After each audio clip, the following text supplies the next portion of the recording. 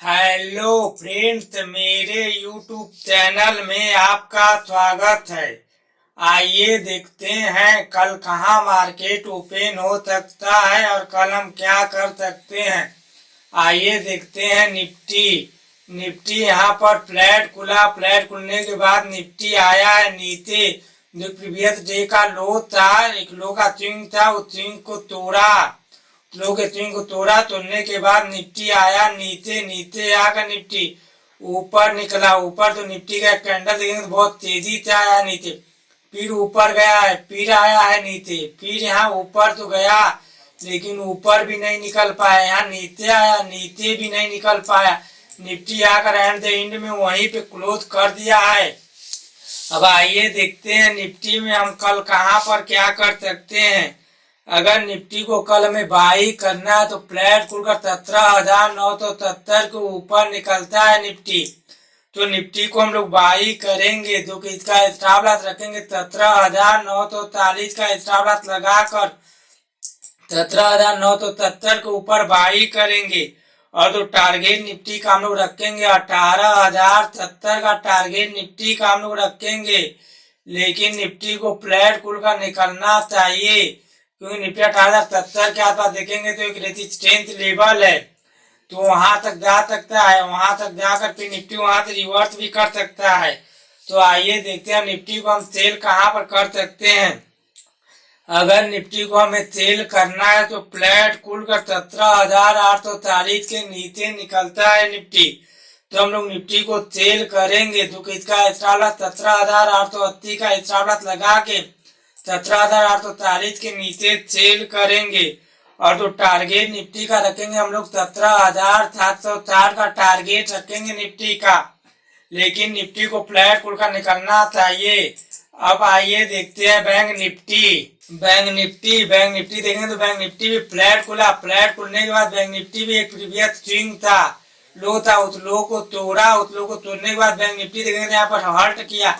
हल्ट करने के बाद बैंक निफ्टी फिर आया है नीचे आकर बैंक निफ्टी फिर ऊपर गया। फिर यहाँ से देखेंगे तो बैंक निफ्टी का प्राइस एकदम चेंज होते हुए नजर आ रहा है, लेकिन बैंक निफ्टी फिर वहीं पे क्लोज कर दिया है। अब आइए देखते हैं बैंक निफ्टी में हम कल क्या कर सकते हैं। अगर बैंक निफ्टी में कल हमें बाई करना है तो फ्लैट खुलकर 42,000 का जो राउंड लेवल है उसके ऊपर निकलता है बैंक निफ्टी, तो हम लोग बैंक निफ्टी को बाई करेंगे। जो कि इसका स्टॉप लॉस रखेंगे 41,900 का स्टॉप लॉस लगा के 42,000 के ऊपर हम लोग बाई करेंगे।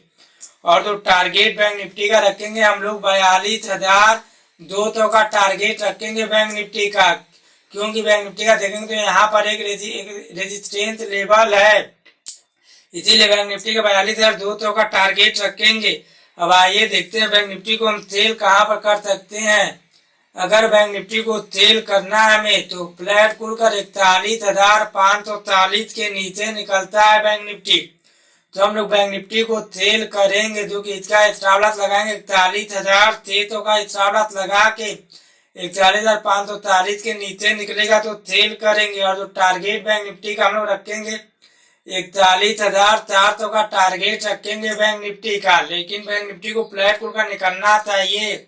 अब आइए देखते हैं स्टॉक है भारतीय एयरटेल यहाँ से नीचे आया है। नीचे आने के बाद फिर ऊपर गया है, फिर यहाँ पर नीचे आया है, फिर ऊपर, फिर यहाँ पर नीचे, फिर ऊपर, फिर यहाँ पर नीचे देखेंगे तो आया, फिर यहाँ ऊपर गया है, फिर यहाँ नीचे, फिर ऊपर। यहाँ देखें तो प्राइस एकदम चेंज होते हुए नजर आ रहा है और मार्केट जाकर यहीं पर एक रेजिस्टेंस को टच करके आ रहा है नीचे, जो रेजिस्टेंस के आसपास क्लोजिंग किया है भारतीय एयरटेल। तो आइए देखते हैं भारतीय एयरटेल को हम कल कहां पर बाई कर सकते हैं।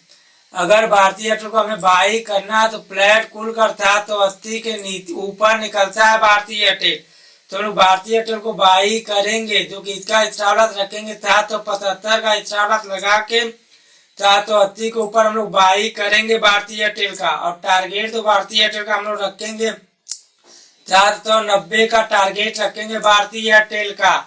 लेकिन भारतीय एयरटेल को फ्लैट खुलकर निकलना चाहिए।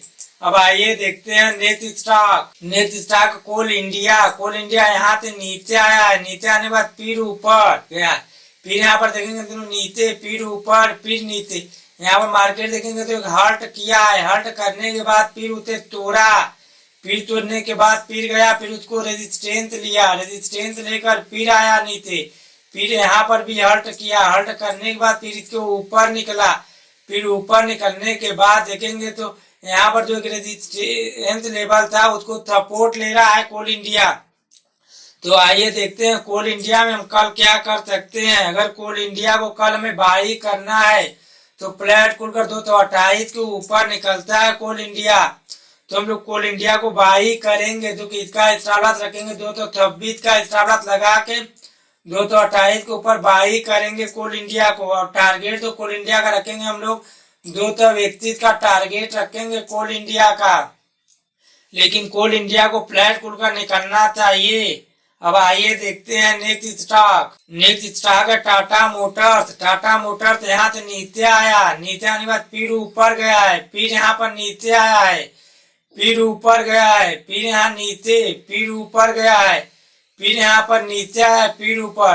टाटा मोटर्स को देखेंगे तो यहाँ से जो एक गिरावट था, गिरावट के आसपास से एक बार लौटा है मार्केट, फिर दोबारा गया, दोबारा जाकर वही रेजिस्टेंस लेकर वहां रेड कैंडल भी क्लोज कर दिया टाटा मोटर्स। तो आइए देखते हैं टाटा मोटर्स को कल हम कहां पर सेल कर सकते हैं। अगर टाटा मोटर्स को कल हमें सेल करना है तो फ्लैट खुलकर 417 के नीचे निकलता है टाटा मोटर्स, तो हम लोग सेल करेंगे, जो कि इसका स्टॉप लॉस रखेंगे 419 का स्टॉप लॉस लगा के 417 के नीचे हम लोग सेल करेंगे टाटा मोटर्स को। जो कि टाटा मोटर्स का टारगेट रखेंगे हम लोग 412 का टारगेट रखेंगे टाटा मोटर्स का, लेकिन टाटा मोटर्स को फ्लैट खुलकर निकलना चाहिए। अब आइए देखते हैं next stock. Next stock AU bank. AU bank यहाँ देखेंगे तो नीचे आया, नीचे आने के बाद फिर ऊपर गया है, फिर यहाँ पर नीचे आया, नीचे आकर एयू बैंक को देखेंगे तो यहाँ पर एक रेंज बनाया, इस रेंज को ब्रेकआउट तो किया, बुलिश कैंडल क्लोज किया, फिर आ गया नीचे, फिर इस कैंडल को तोड़कर एयू बैंक जहां से ऊपर गया था फिर वहीं पर आकर एयू बैंक क्लोज किया है। यहाँ पर देखें तो कहेंगे तो मल्टीपल टाइम एयू बैंक उसी सपोर्ट को ले रहा है। तो आइए देखते हैं एयू बैंक में हम कल क्या कर सकते हैं। अगर एयू बैंक को कल हमें सेल करना है तो फ्लैट खुलकर 613 के नीचे निकलता है एयू बैंक, तो हम लोग इसे सेल करेंगे, जो कि इसका स्टॉप लॉस रखेंगे 618 का स्टॉप लॉस लगा के 613 के नीचे सेल करेंगे एयू बैंक का को। और इसका टारगेट एयू बैंक का रखेंगे हम लोग 606 का टारगेट रखेंगे एयू बैंक का, लेकिन एयू बैंक फ्लैट खुलकर निकलना चाहिए। मेरे YouTube चैनल को सब्सक्राइब करें, वीडियो को लाइक करें, शेयर करें और कमेंट करें।